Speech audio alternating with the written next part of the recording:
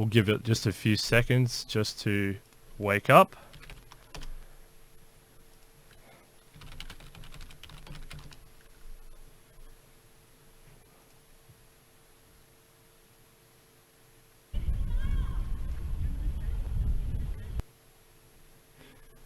Hello everybody and welcome to the Unshackled.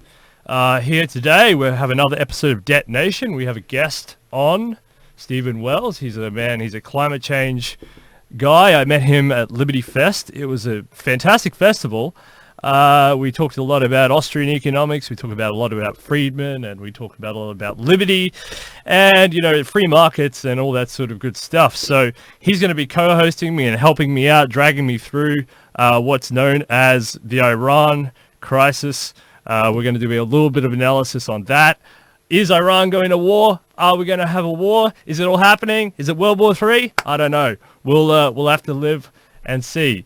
So thank you very much, Stephen, for coming on, and we're going to hear from you in a second. I'm going to read out a little bit of a monologue now, and then we'll go on. So gold prices rallied to a 6-year highs last week and continued posting gains on Monday at $1,403 per ounce. China, boosting its gold stockpile to shift away from the US dollar, has added to the precious metals resurgence. The People's Bank of China has purchased more than 70 tons of gold since December.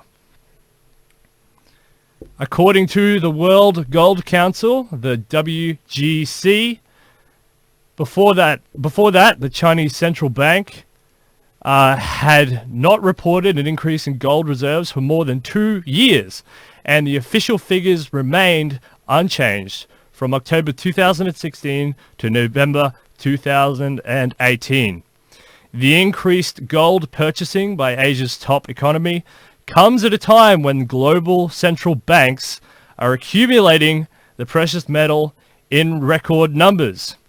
Russia has been the top buyer of gold, adding about 274 tons of its reserves last year. In the first 5 months of 2019, Russia added 78 tons of gold to its coffers, increasing the metal's share in its international reserves by 3.7%.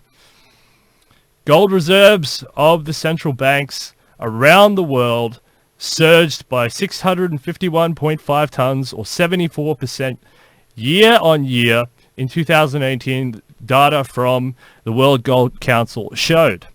Analysts say Beijing was doubling down on gold to diversify its reserves away from the greenback, or the US dollar standard. The country has been selling off US treasuries lately, with its holdings having plunged from the peak of 1.3 trillion in late 2013 to about 1.1 trillion in April. Beijing is worried US-China ties could get worse, so the PBOC has jumped to stockpile its gold reserves, said Tom McGregor, Beijing-based journalist and political analyst. Gold is a safe haven investment, added McGregor, who is a senior editor for China's national broadcaster CCTV. Gold has been quietly underperforming most G10 currencies since the US-China trade war began. Scotiabank commodity strategist Nicky Shields told the Kiko News he described it as the latest rally as a Stangle-bold breakout that excludes metal's usual direct correlation with the US dollar. The world's two largest economies and US-China have been involved in the trade conflict since March 2005. The escalation of US tariffs has increased 25% on $200 billion worth of Chinese goods in China in response to introduce duties on 25% of 5,000 of US products in America. So sorry, I just got to get rid of the teleprompter speed on that one. I've got to get used to that. So basically, China is buying gold, Russia is buying gold, Iran is buying gold. These countries. This is a story that we've seen before, because when I met you at Liberty Fest, I like gold. I've been talking about gold, silver, Bitcoin. It's the three big. It's if you want to diversify outside of these. The US dollar, the Australian dollar, the renminbi, if you want to diversify outside of these fiat currencies, we're all running to these safe haven commodities. What do you say, Stephen Wells, on gold, on silver, on Bitcoin? You're a freedom man, you're a liberty man, you were there at Liberty Fest, you're big on all the alternative currencies, and you're big on gold and silver. So what do you say about these moves from central banks in China and Russia and Iran and in the ECB, where they're buying up global reserves, buying up gold in order to hedge against an ever-inflating US dollar? Yeah, it's on one side of things, I've been waiting for 3 or 4, 5 years now. People keep talking about gold and have been for a long time, and we keep sort of waiting for gold to finally show its worth again, and for the debt Ponzi scheme to finally sort of collapse in on itself, and for real money to come back again. So it's on one side of things, I'm always thinking that it's going to go sooner or later, and on the other side of things, each time there's a news report about gold coming out and central banks buying it and stuff, I wonder whether it's going to be a false signal again or not, because there's been so many of them in the past.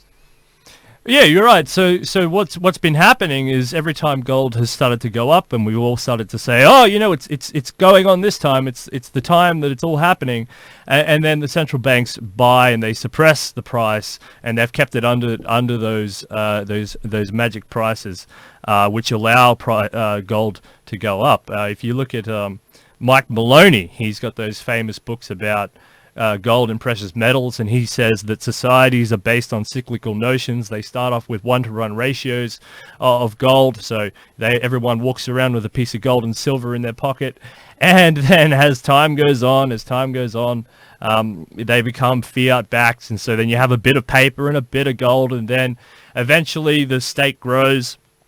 And this is what the freedom people like yourself and the freedom people at Liberty Fest, this is the message that they're trying to push. They're trying to say, don't let your state get too out of control. Don't let it too large, because it just eats into your prosperity, because it gets too many, it gets too complicated to control too many assets across too vast a geopolitical region. And if you want a strong currency, and if you want a currency that's backed on gold, then you need to keep your state small. You can't have too many federal employees. I mean, you're on board with the whole. You're not an anarchist or something, are you? I don't remember you ever saying you're an anarchist, right? You're not politically an anarchist, are you? No. At the end of the day, if you get rid of one government, it's going to be a vacuum, and somebody else is going to move in. So it's a question of who's going to be in there, and what can we do to have a check on their power. So yeah, I mean, we're heading more and more in the West to a bigger government, more intrusive government, a bigger bureaucracy. It's growing every year. I don't think we're at the end of it yet. I think it's going to get a lot worse in the West before it's going to get better. And how on finance markets, I've got a feeling that they're going to run. They're going to keep it ticking along for a fair bit longer. And I think this, we've seen, when Europe had that crisis with Greece and Spain and Italy and Ireland, they'll do whatever it takes to pop it up for as long as they can. So, my thoughts are that it's still got some time to run, and the gold side of things with the central banks, it's very, very hard to see into what they're actually planning. But I can't personally see it breaking out for the average Joe who's gone out and bought a few coins down at down at the gold bank. I've still got sort of a personal feeling that the central banks are still going to keep the system chugging along for a fair bit longer yet. And obviously, the longer they do it, the worse it's going to be when it finally goes, which is why they're trying so hard to prop it up as they are. And do you think one of the reasons, because we're looking at all this news out of Iran, they just shot down one of these drones that was flying. They're not really sure whether it was in Iranian space or out. Both sides are saying different things. Do you think things like Iran, geopolitical events like Iran, these are the reasons that they're kicking the can down the road, because they have other imperial ambitions that they're trying to yet fulfill, and they're not worried about scooping what wealth they can off the population that's been decimated over and over and over again? Do you think the reason they're deferring it is because they have other things to deal with? End game is, for all of the players involved, is the throne. If you're into Game of Thrones, there are people playing for the world at the moment, and they want the world, and they've been looking at the world for decades now. So the Middle Eastern conflict is, there's a lot of it pushed by Israel wanting a greater Israel. There is America wanting resources. There's a whole range of things. There's a whole range of players who have got different goals and different aspirations of why they want it, but at the end of the day, everyone's playing for the same thing, which is, everyone wants to rule the world. So the hardest thing at the moment with this sort of thing is how to read Trump, because Trump has flashed his muscles a few times since he started presidency. And think back to North Korea, and everyone thinking that there was going to be World War III over there, and then the next thing you know, he does a deal with with Pyongyang, and it's all of a sudden he's the big deal maker again. So you never really know where you stand with Trump. Why he's doing it? Is he just flashing his muscles again so he can get some better deal with the US, or are the neocons in his government pushing for the same old thing that they were pushing in Bush's day? It's very, very hard to get a read on geopolitics at the moment. Well, yeah, Trump argued when he was a candidate. This is a very interesting point that's coming out of Perth here. This is a very interesting point, because Trump argued as a candidate, we don't want this total stability, because the departments of the governments were getting very cozy with sort of projecting what they were trying to do. And he said, all right, we've got to throw in some confusion into the system. And I think he's done that on multiple levels. Whether he knows what he's doing or not is kind of irrelevant, but he's definitely thrown the seeds of confusion in, and people, you're right, one day it seems like the neocons are on top and John Bolton's on top and Jared Kushner's running around, and then suddenly it all switched back, and then Trump's on top and Trump's running around. One thing I can be pretty certain on is there was no Russia collusion, there was no Russia connection, and it was a big waste of time. And it kept the Democrats busy for 3 years, so that's good. At least they were busy doing something. But yeah, you're right.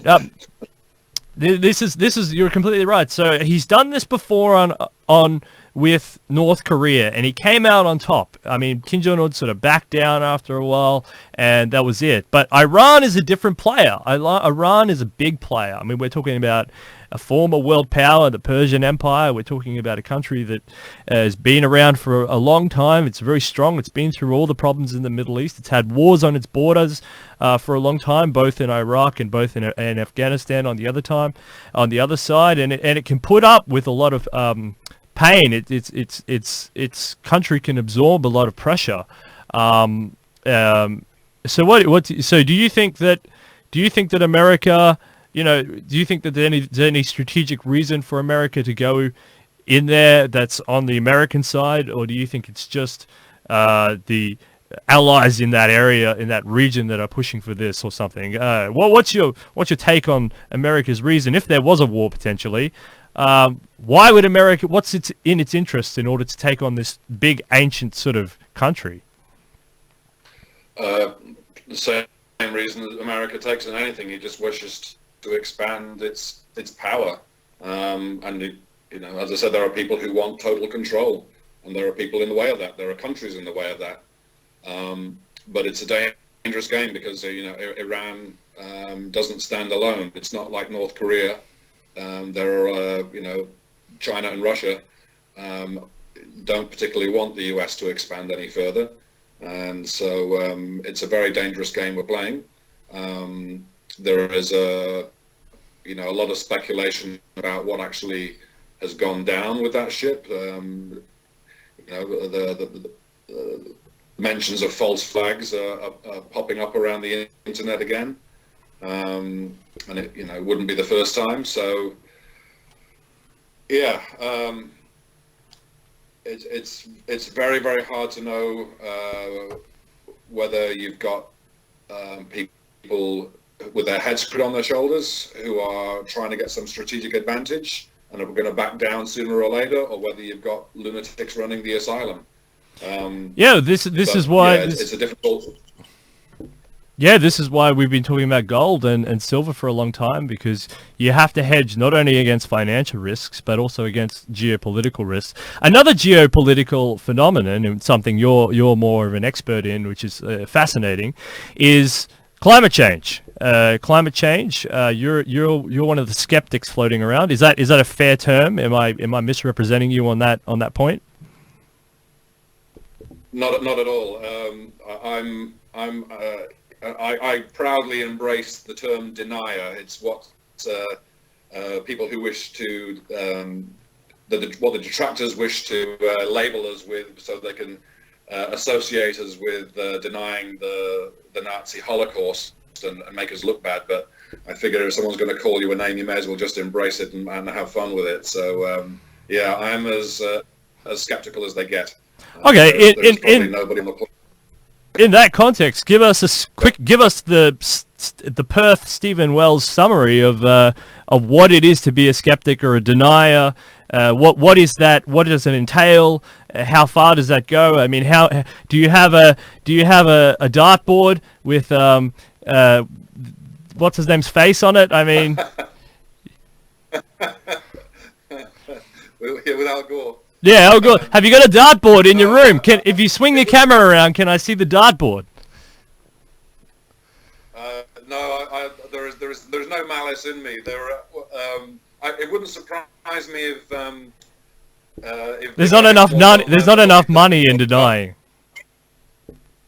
No, it's all in the believers camp, and if there's going to be any dartboards, it'll be of my face. And they'll be throwing darts at me, I reckon, not the other way around. There is a guy, an Australian guy. I've been in my book. I can't remember his name, but there's a guy. He's an Australian guy, and he's at the University of Austria, and he's called for people like myself to be executed. That just for having the opinions that we've got, we should be put up. We should be publicly executed because. Worse than murderers and worse than pedophiles. So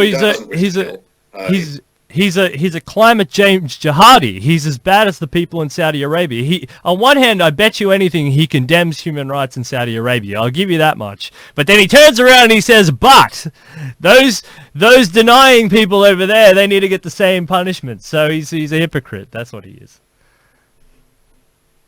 Absolutely, but I mean, those crimes and so there's people who murder a few individuals. There are even people like Hitler who genocide lots of people. But me, I'm worse than the lot because I'm endangering everybody. The whole world's going to die if I get my way. That's what they believe. So I'm up for the chopping block. So I don't know how much longer you'll see me alive. I expect within a few years I'll be off to the gulags, and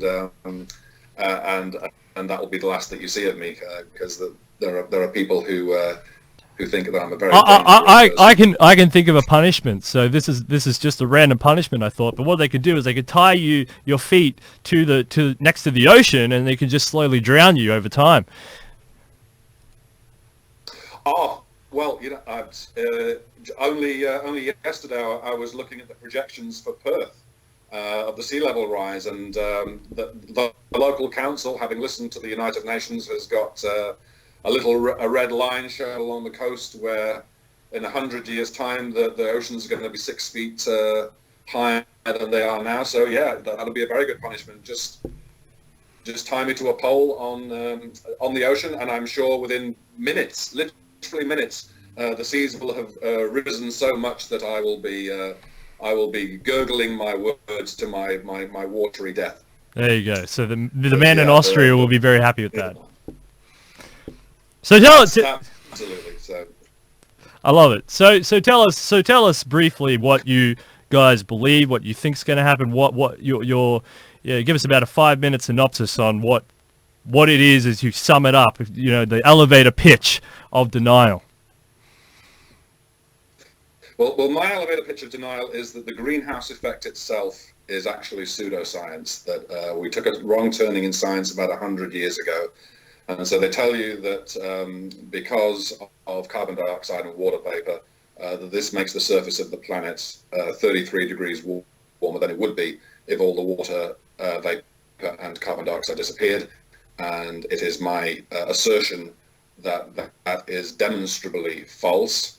You only have to look at other planets in the solar system and look at what the temperatures are at the same atmospheric pressures as we have here on Earth, and it's a very, very quick and simple calculation to show that there is no difference in temperature other than what distance from the sun creates. So everything about this subject is fraudulent, from the greenhouse effect to the claims of global warming to the renewable energy target and money that's being thrown at that, to money that's been thrown at local councils, to money that's coming from the UN.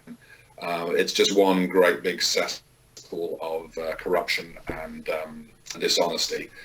And in terms of the geopolitical side of things and the financial side of things, which you're looking at, a lot of the growth in big government comes from this scam. So if you want to know why it's going to get bigger and why it's going to continue to get bigger for longer and why the Ponzi scheme is going to be kept alive, it's because the basis of it is the Agenda 21 summit, which was held in 1990 at the Rio Earth Summit, and all of the programs that have come on from there, which basically call for dissolving of property rights and dissolving of national borders, and basically running everything through a top-down central planning global governance system. So there are some lot of unpleasant people trying to do some unpleasant things, and we're all paying for it in ways that you can't even begin to imagine. Have they evolved from the Agenda 21 to the Agenda 30 now? Because I've been reading about Agenda 2030. Is that still a thing? Yeah, well, so it's basically, Agenda 2030 is basically just updated Agenda 21, so they've moved on. It's now the implementation stage, so when you hear Alexandria Ocasio-Cortez, or whatever her name is, talking about we've got 11 years to save the planet, that's why that date is chosen, 2030, because they're trying to implement all of these things where they get rid of cars and roads and buses and trains and planes for everybody apart from the select few who run the politburos. Yeah, because essentially it is communism, right? It's trying to get a communism sort of adopted, and this is what I'm not sure if you follow, but I mean real hardcore patriots like the James Birch Society and others, who watch global governments and who are afraid of global governments. They were always saying this because they were trying to stop communist infiltration of West, and they were saying they're going to do it through subversive means, through Islam, through climate, through big government, through welfarism, through eternal war, perpetual war, and by ceding their authority to larger international institutions, including, but not only, the United Nations. So you're saying that the United Nations is implementing a global fear campaign in order to implement communism. Is that what you're saying? Pretty much. They may call it by another name, but sustainable development is the doublespeak Orwellian term that they've used. So you can't can't turn on the television these days without hearing the word sustainable. It all stems back from a book written by Maurice Strong, who was a protege of the Rockefeller family, and a former Norwegian prime minister, I think, can't remember what position was in Norway, but she was also the leader of the Global Socialism Society. And they wrote a book which eventually turned into the Agenda 21 document and treaty, which has then since been basically it's been implemented. It's being implemented now. There are various governments around the world who have signed on covertly without their populations knowing about it, and there are various governmental agencies now implementing various programs right down to the local government level, where a local bureaucrat just basically gets a directive saying you need to cover this in your report, and it gets done. So much of it's happening without even people even knowing it. Even the people who are doing it don't actually realize that they're doing it. Yeah, well, because they've clouded it and coded it in sort of bureaucratic terms. I mean, you said yourself, it's called what's sustainable development nowadays. Sustainability doesn't imply exponential population growth or exponential technology curves. It implies a plateauing of everything, and I guess that's what they see, because they might see that.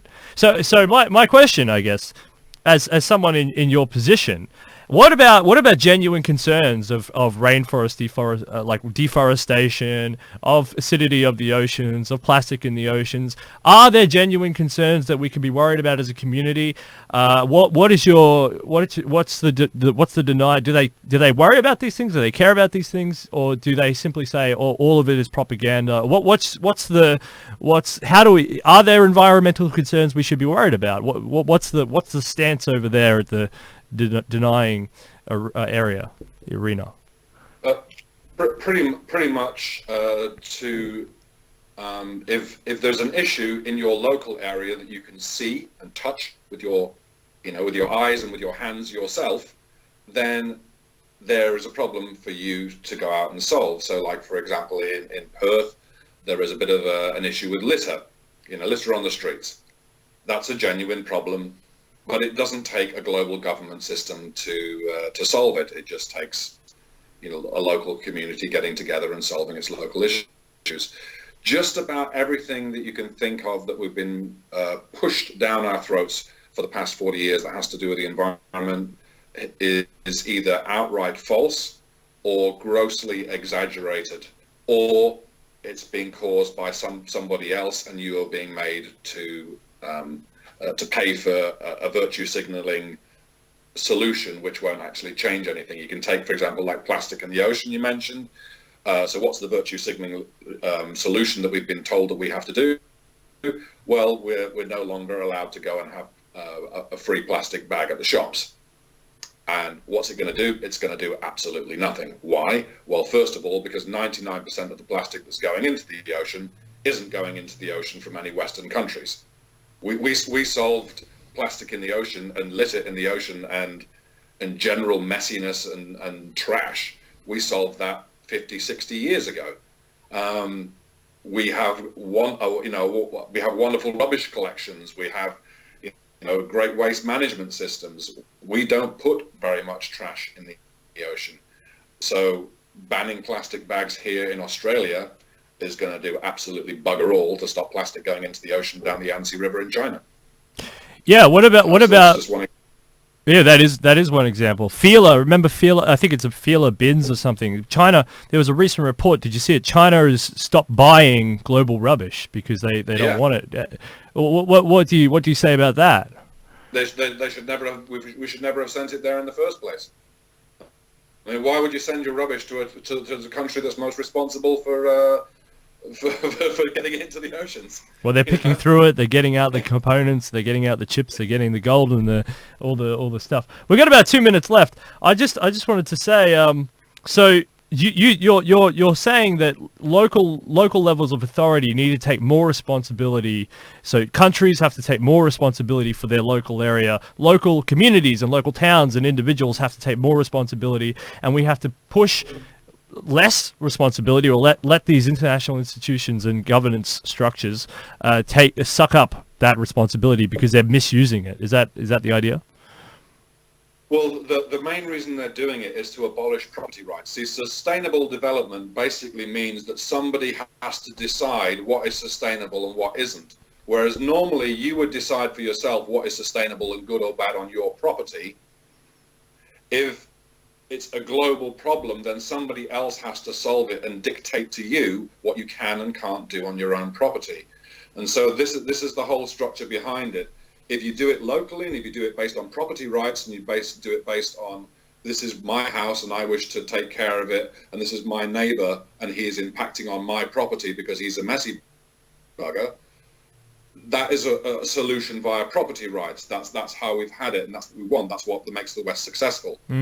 But if you go the other way in sustainable development, and you've got somebody in an office in the United Nations saying, oh, well, I don't think plastic should be allowed anymore, or I don't think fossil fuels should be allowed anymore, then to implement that, you have to abolish property rights. You have to subvert them and make them subordinate to these organizations. So it's very, very, for anybody who cares about finance and about their own financial well-being, it's more than just a thing about the environment. It's the core of our society, and the core of our wealth is our property rights, and we must defend them to the death.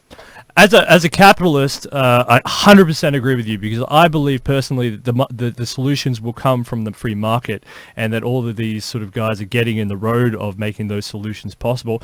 We're gonna have to cut it off here, but we're gonna go with a part 2, because this is so interesting, and you're touching on absolutely core factors. I mean, property rights are at the center of what is the Western civilization and what makes us great. So we're touching on very key and core, and we'll have to leave it for another episode. And I want to have you over. Will you do this again with me sometime? Absolutely. I'll just quickly plug my book while I'm at it. Oh, absolutely. Go for it.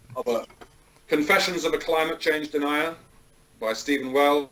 If you don't know anything about science and you've never really liked science, then this is the book for you.